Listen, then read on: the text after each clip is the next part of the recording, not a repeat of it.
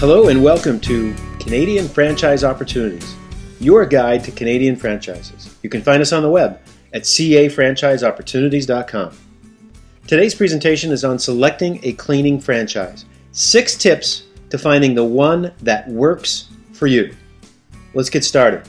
Now, in looking at a cleaning franchise, there's a key principle that we suggest you follow, and that is customer retention is a key measure of success. Because the cleaning franchise business model is based on recurring revenue, the ability for that business to retain the customer is a key measure of whether or not that franchise is doing well. So we suggest that you focus on this highly as you evaluate various franchises. Okay, tip number 1. Look for a company with a niche or niche, depending on how you want to pronounce it. This is important because there are many different cleaning franchises out there, and I think as you examine these, you want to find the one that's going to give you the competitive advantage for the long run. And here's some questions for you to ask. How does that company differentiate itself from the competition? Does the company focus on a specific target market? In other words, they're trying to add high value to a specific group as opposed to being a generalist and trying to apply to all different types of cleaning opportunities? And does it have a unique approach or quite possibly a proprietary cleaning product or products that could also give you that advantage? Now, tip number 2, cash flow is king. One of the largest hurdles for many businesses and franchises alike is cash flow. So, questions you want to ask. What are the fixed monthly costs of operation during startup? Because remember, your costs are most likely going to exceed your revenue during the startup period, whatever that is. And you have to have enough cash to fund that. So the next logical question is, what is the typical break-even point? When does the business actually start funding itself? Now, these are questions we recommend you really drill into as you talk to different franchisees when you evaluate, when you get into the details of evaluating a specific cleaning business. And finally, this is another key question for you to ask. Are there seasonal slow periods when the cash flow or the cash is tight, when you might not have as much? So cash flow can make or break a business. So we just suggest that this is something you highly focus on when it comes to evaluating your franchise. Tip number 3 is the fact that recognized brand is important. Why is a customer going to select you? And as you look at that, here are some key questions. How well known is the company's brand in your territory? Is it something that you recognize? Is it something your friends recognize? If brand awareness does happen to be low, and say it is a fairly new franchise coming into your territory, ask, what is the franchisor willing to do to bump up that brand awareness fairly quickly?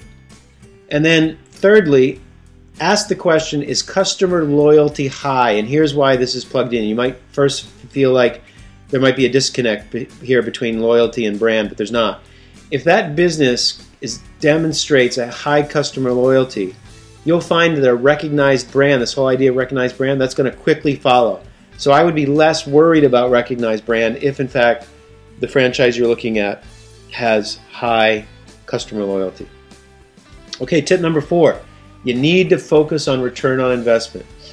Why do we say that? Well, starting a business with minimal costs, startup costs, especially with a cleaning franchise, can be relatively easy, but you have to ask yourself, what type of business do you really want to be in? In other words, don't focus only on the startup costs. You have to look at the big picture. Because at the end of the day, if you focus only on startup, you might end up buying the least expensive cleaning franchise, but it may never help you achieve the big picture. Here's the point. If you want a cleaning franchise that works for you, then think about that. That works for you and you're not working for it, then you need to hire and manage a staff, not do the work yourself. And chances are, if you're hiring and managing staff and you go into it with that idea, the initial cost might be a little higher, but that's okay as long as you're going to get the return on that investment.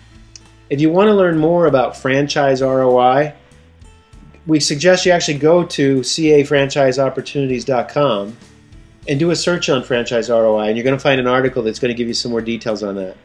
Okay, tip number 5. Local marketing is critical. As a cleaning franchise owner, you need to be able to benefit from local and, of course, national advertising, but the key is local. That local population has to know you exist. What is the local marketing strategy and plan? What is it? Ask the franchisor, how are they going to help you generate leads for your business at the local level? Does it include search engine, social, and mobile marketing?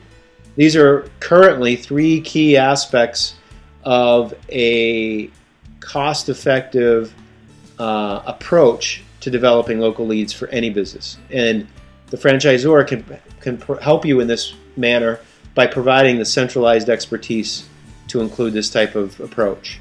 And then, of course, the key question is, who funds the local marketing campaigns? If you're going to fund it as a franchise owner, then you need to know that so you can incorporate that into your costs.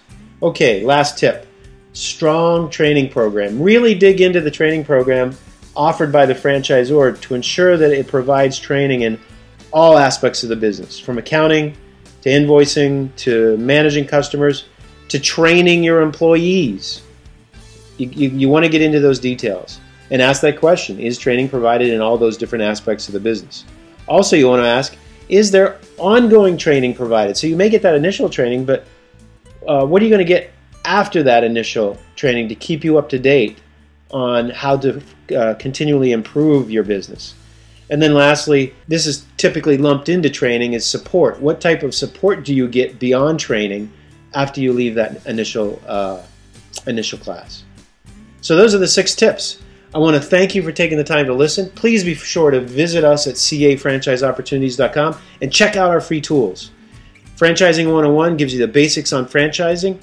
We have a free ebook called Franchise Fit, which will help you really figure out if franchising, that model, is a good fit for you. And finally, when you get into really evaluating franchises, we have a franchise evaluation SWOT analysis. And that stands for strengths, weaknesses, opportunities, and threats. It'll really help you take the emotion out of your decision and really evaluate the franchise based on the actual data. If you found this helpful, please be sure to like us. And again, thanks for listening.